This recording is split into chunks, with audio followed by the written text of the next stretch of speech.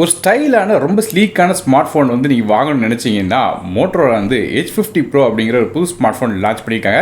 இந்த ஃபோனை பற்றின ஃபுல் ரிவ்யூ தான் இந்த வீடியோவில் பார்க்க போகிறோம். ஸோ வீடியோக்கு போக முன்னாடி சேனல் சப்ஸ்கிரைப் பண்ணிங்க, அப்படி பக்க பெல் ஐக்கானை ப்ரெஸ் பண்ணி தொடர்ந்து உங்கள் அதில் வைத்தாங்க. முதல்ல இந்த ஃபோனோட ரிவ்யூ பற்றி பேச முன்னாடி இதோட பிளேஸ்மெண்ட்லேருந்து ஆரம்பிக்கலாம். இந்த ஃபோனோட பேக் சைட் பார்த்துக்கிட்டீங்கன்னா நமக்கு வந்து ட்ரிபிள் கேமரா செட்டப் இருக்குது. அதாவது 3 கேமரா கொடுக்குறாங்க.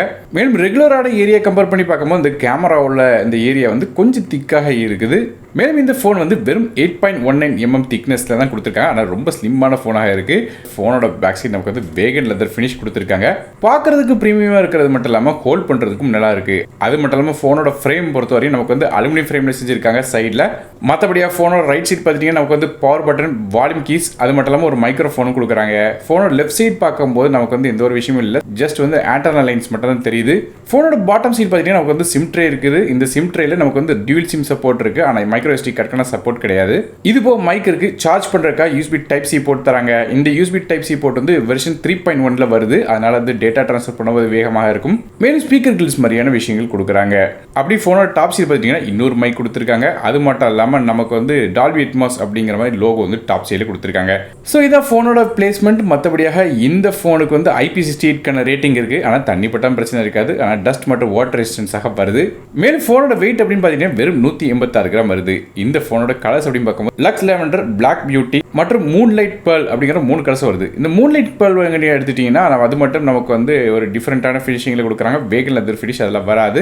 லக்ஸ் லாவெண்டர் அப்படிங்கிற வெர்ஷன் தான் நம்ம கையில் இருக்கு. அடுத்ததாக இந்த ஃபோனோட டிஸ்பிளே பற்றி பேசலாம். ஃப்ரண்ட் சைடில் நமக்கு வந்து ஒரு 6.7 இன்ச்க்கான 1.5K ரெசல்யூஷன் உள்ள 3D கர்வ்டு OLED டிஸ்பிளே பயன்படுத்துறாங்க.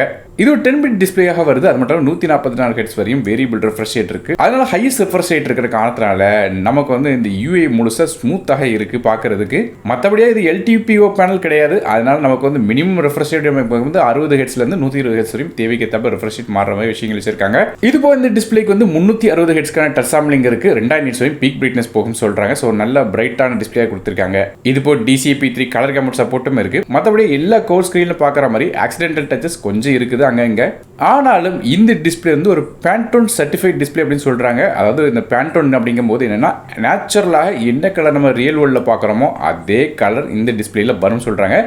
ஆனால் டிஃபால்ட்டாக நமக்கு வந்து விவிட் மாதிரியான மோடு வந்து ஆன் பண்ணிப்பாங்க. இந்த விவிட் அப்படிங்கிற மோட செட்டிங்ஸ்குள்ளே போயிட்டு நீங்கள் வந்து ஆஃப் பண்ணி நேச்சுரல் அப்படிங்கிற மோடு வச்சிங்கன்னா நீங்கள் வந்து இந்த பேண்டோன் கலர்ஸ் வந்து உங்கள் டிஸ்பிளேல பார்க்கலாம். மற்றபடி இந்த டிஸ்பிளேலேருந்து வரக்கூடிய அவுட்புட் வந்து நல்ல பஞ்சியாக பிரைட்டாகவும் இருக்கு.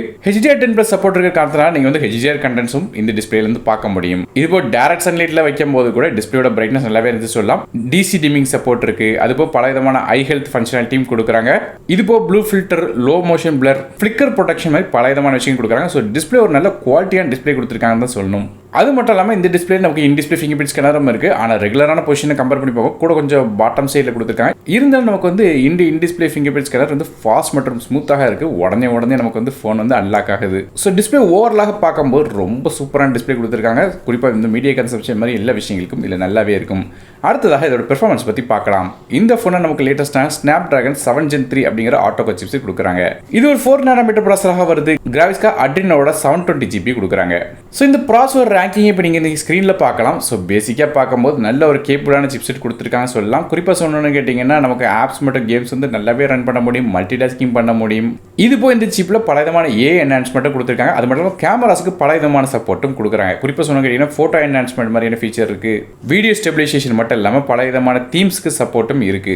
ஓவரலாக நார்மல் யூசேஜ் பார்க்கும்போது ஃபோன் எந்த ஒரு இடத்துலையும் லேக் ஆகலை. அது மட்டும் இல்லாமல் ஆப் கிராஷ் மாதிரி எந்த ஒரு விஷயமும் வந்து நோட்டீஸ் பண்ணலை. அதனால ஃபோன் சூப்பராக பெர்ஃபார்மன்ஸ் சொல்லலாம். மற்றபடியாக மல்டி டாஸ்கிங்கும் நல்லா இருக்கிறது மட்டும் இல்லாமல் கேமிங்கும் வந்து நல்லா இருந்துச்சு. ஹெவியான செட்டிங்ஸில் கூட வச்சு நீங்கள் வந்து சில கேம்ஸ் வந்து விளையாட முடியும். ஸோ நல்லாவே வந்து பெர்ஃபார்ம் பண்ணிச்சு சொல்லலாம். ஹெவியான கேம்ஸ் விளையாடும்போது கிட்டத்தட்ட 40 to 45 நிமிஷம் விளாண்டா கூட வந்து ஃபோன் அந்த அளவுக்கு பெருசாக ஹீட் ஆகும். லைட்டாக அந்த கேமரா பொசிஷனை சுற்றி கொஞ்சம் வார்ம் ஆகுது தவிர ஹீட்டிங் வந்து பெரிய அளவில் இல்லை.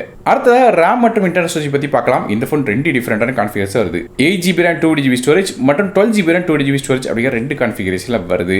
RAM வெர்ஷன் இந்த ஃபோன்ல LPDDR4S RAM பயன்படுத்துறாங்க. ஸ்டோரேஜ் வெர்ஷன் பொறுத்தவரை நமக்கு வந்து UFS 2.2 தான் கொடுத்துருக்காங்க. இது ரொம்ப ஸ்லோவான ஸ்டோரேஜ் சொல்லலாம். அட்லீஸ்ட் ஒரு UFS 3.1 கொடுத்துருக்கலாம். ஏன்னா 30,000 பிரைசிங் வரும்போது கண்டிப்பாக வந்து செய்ய வேண்டிய விஷயம். ஆனால் இதில் வெறும் UFS 2.2 தான் இருக்கு. ஃபோனோட ஓஎஸ் பற்றி பேசலாம். இந்த ஃபோன் Android 14 ஓஎஸில் மோட்டோரோலா கஸ்டம் இன்டர்ஃபேஸான MyUX அப்படிங்கிற இன்டர்ஃபேஸில் ரன் ஆகுது. இந்த யூஐ நோட்டீஸ் பண்ணிட்டீங்கன்னா நமக்கு வந்து கிட்டத்தட்ட ஸ்டாக்கான ஆண்ட்ராய்டு எக்ஸ்பீரியன்ஸ் மாதிரி தான் இருக்கும். ஸோ இந்த இடத்துலையும் ப்ளோட்வேர்ஸ் இல்லை. சில மோட்டரோட ஆப்ஸும் வந்து நமக்கு இருக்குது. மற்றபடியாக எந்த ஒரு தேர்ட் பார்ட்டி ஆப்ஸும் தேவையில்லாமல் இன்ஸ்டால் பண்ணி வைக்கல. அதனால் இந்த ஃபோனில் வந்து நமக்கு ஒரு கிட்டத்தட்ட ஸ்டாக்கான ஆண்ட்ராய்டு எக்ஸ்பீரியன்ஸ் கிடைக்கிறது மட்டும் இல்லாமல் ரொம்ப க்ளீனான எக்ஸ்பீரியன்ஸாகவும் இருக்குது. மேலும் இந்த யூஏல பல விதமான கஸ்டமைசேஷன்ஸ், வால்பேப்பர்ஸ், ஐகான்ஸ் தீம் மாற்றுறதுக்கு பல விதமான பர்சனலைசேஷன் ஆப்ஷன்ஸும் கொடுத்துருக்காங்க. மேலும் இந்த ஃபோனில் மோட்டரோலாவுக்குன்னே இருக்கக்கூடிய பல விதமான கெஸ்டர் ஆப்ஷனும் இருக்குது. அது மட்டும் இல்லாமல் இந்த ஃபோனில் ப்ரொடக்டிவிட்டி இன்க்ரீஸ் பண்ணுறதுக்காக ஸ்மார்ட் கனெக்ட் ஹீரோ அப்படிங்கிற ஃபீச்சர்ஸ் வந்து கொடுக்குறாங்க. அதன் மூலமாக டேரெக்டாக பிசியில் இருந்தே உங்கள் ஸ்மார்ட் ஃபோனில் உள்ள ஆப்ஸ் வந்து ஓப்பன் பண்ண முடியும். அது மட்டும் இல்லாமல் மெசேஜஸ் நீங்கள் வந்து பார்க்கலாம், கால்ஸை பிசிலேருந்து பேசலாம். அது மட்டும் இல்லாமல் உங்கள் ஸ்மார்ட் ஃபோனை ட்ராக் பேடாக கூட வந்து யூஸ் பண்ண முடியும். ஸ்மார்ட் ஃபோனில் உள்ள எல்லா ஃபைல்ஸையும் நீங்கள் வந்து பிசியில் வந்து யூஸ் பண்ண முடியும். இதுக்கு உங்கள் ஸ்மார்ட் ஃபோனில் உள்ள ஸ்க்ரீனை டேரெக்டாக மிரர் மாதிரியாக நம்ம பிசியில் வந்து யூஸ் பண்ணலாம். அதாவது டேரெக்டாக பிசியிலேருந்து ஸ்மார்ட் ஃபோனை யூஸ் பண்ணுற மாதிரியே ஒரு ஃபீச்சர் கொடுத்துருக்காங்க. இப்போ மோட்டரோலா கனெக்ட் அப்படிங்கிற ஃபீச்சரும் இருக்குது. அதன் மூலமாக உங்கள் ஸ்மார்ட் ஃபோனில் உள்ள ஸ்க்ரீனை டேரெக்டாக வேற ஒரு தேர்ட் பார்ட்டி டிவைஸில் கேஸ்ட் பண்ண முடியும். அப்டேட்ஸை பொறுத்தவரை இந்த ஃபோனுக்கு 3 வருடத்துக்கான வாய்ஸ் அப்டேட்ஸும் 4 வருடத்துக்கான செக்யூரிட்டி பேட்ச் அப்டேட்ஸும் தரதாக மோட்டரோலா ப்ராமிஸ் பண்ணியிருக்காங்க. அதனால் யூஏ ரொம்ப சாலிடாக இருக்குது. அடுத்ததாக ஃபோனோட பேக் சைடோட கேமராஸ் பற்றி பார்க்கலாம். நமக்கு பிரைமரி கேமரா ஒரு 50 மெகாபிக்சலுக்கான ரியர் ஃபேசிங் கேமராவாக தராங்க. இந்த கேமரா வந்து ஒரு குவாட் பிக்சல் டெக்னாலஜி ஒர்க் ஆகுது. இது f1.4 ஆப்பர்ச்சரில் தராங்க. ஆப்டிகல் இமேஜ் ஸ்டெபிலிட்டி சப்போர்ட்டும் இருக்குது. அதனால் வீடியோஸ் வந்து நமக்கு சேக்கினஸ் இல்லாமல் எடுக்கலாம்.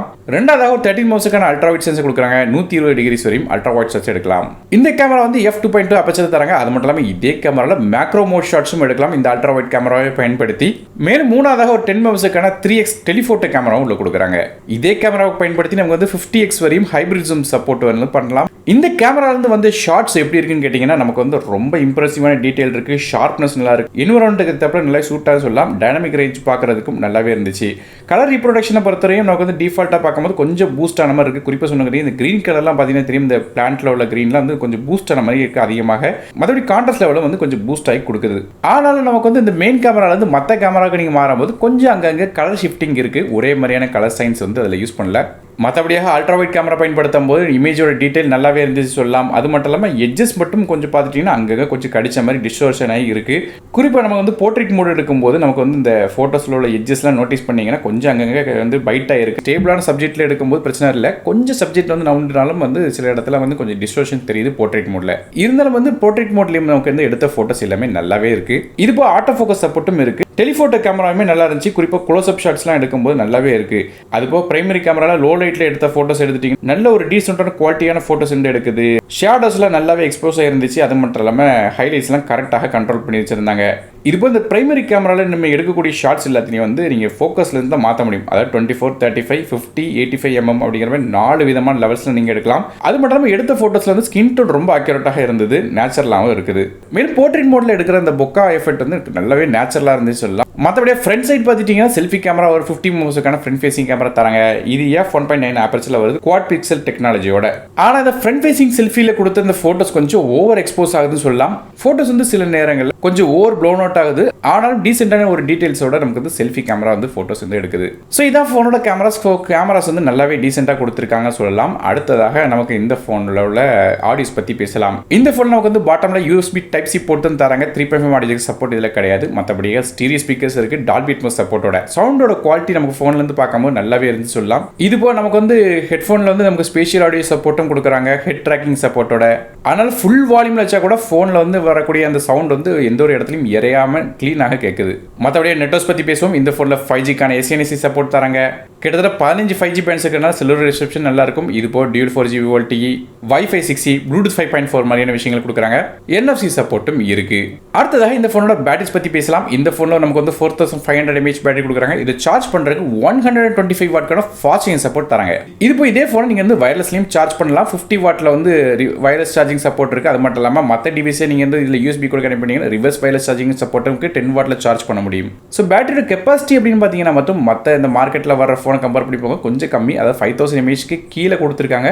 ஸோ 4500 mAh கொடுத்துருந்தாலும் நமக்கு வந்து நல்லா ஆப்டிமைஸ் பண்ணி வச்சிருக்காங்க இந்த யூஏ. அதனால வந்து பேட்டரி வந்து ஈஸியாக ஒரு நாள் ஃபுல்லாக வந்து நமக்கு வந்து நார்மல் யூசேஜில் வந்து பேட்டரி லைஃப் கிடைக்குது. இதுபோல் நான் ஏற்கனவே சொன்ன 125 வாட்க்கான ஃபாஸ்ட் சார்ஜிங் சப்போர்ட் இருக்கிற காரணத்தினால இந்த ஃபோனை வேகமாக சார்ஜ் பண்ண முடியும். 0 to 100% சார்ஜ் வெறும் 1 மணி நேரத்துக்கு உள்ளே வந்து சார்ஜ் ஆயிருது. ஆனால் இதில் நோட் பண்ண வேண்டிய விஷயம் கேட்டிங்கன்னா, இந்த ஃபோனில் அதாவது 8GB RAM 2GB ஸ்டோரேஜ் வாங்கினீங்கன்னா வெறும் 68 வாட்க்கான சார்ஜர் தான் ஃபோனோட பாக்ஸோட கொடுக்குறாங்க. ஒருவேளை நீங்கள் வந்து 12GB RAM 2GB storage version வாங்கினீங்கன்னா அதில் வந்து நமக்கு வந்து 125 வாட் சார்ஜர் வந்து ஃபோன் பாக்ஸில் தராங்க. அதனால் இந்த ஃபோன் வாங்கணும்னு நினச்சிங்கன்னா நீங்கள் வந்து 8GB RAM வெர்ஷன் போகாதீங்க, டேரெக்டாக 12GB RAM வெர்ஷன் வாங்குங்க. மற்றபடியாக கேமிங் ரொம்ப முரட்டுத்தனமாக விளாண்டிங்கன்னா மட்டும் நமக்கு வந்து பேட்டரி வந்து கொஞ்சம் வேகமாக வந்து குறையிற மாதிரியாக கொஞ்சம் ஃபீல் பண்ணுவீங்க. ஆனாலும் நமக்கு வந்து ஃபாஸ்ட் சார்ஜிங் சப்போர்ட் இருக்குது. அதனால் இது ஒரு பெரிய ப்ராப்ளமாக தெரியல. அடுத்ததாக இந்த ஃபோனோட ப்ரைசிங் பற்றி பார்க்கலாம். 8GB RAM 2GB ஸ்டோரேஜ் விலை 31,999க்கும் அதே 12GB RAM 2GB ஸ்டோரேஜ் விலை 35,999 அப்படிங்கிற விலையில் ஃபிளிப்கார்ட் வெப்சைட்டில் விற்கிறாங்க. இதோட லிங்க் கீழே டிஸ்கிரிப்ஷனில் கொடுக்குறேன். ஸோ ஓவராலாக ஃபோனோட ஸ்பெசிஃபிகேஷன் வச்சு கம்பேர் பண்ணி பார்க்கும்போது நமக்கு வந்து ஃபோன் வந்து யூஸ் பண்ணும்போது ஒரு ஃப்ளாக்ஷிப் ஃபோன் வந்து யூஸ் பண்ணுற மாதிரியான ஒரு ஃபீலிங் வந்து கிடைக்குது.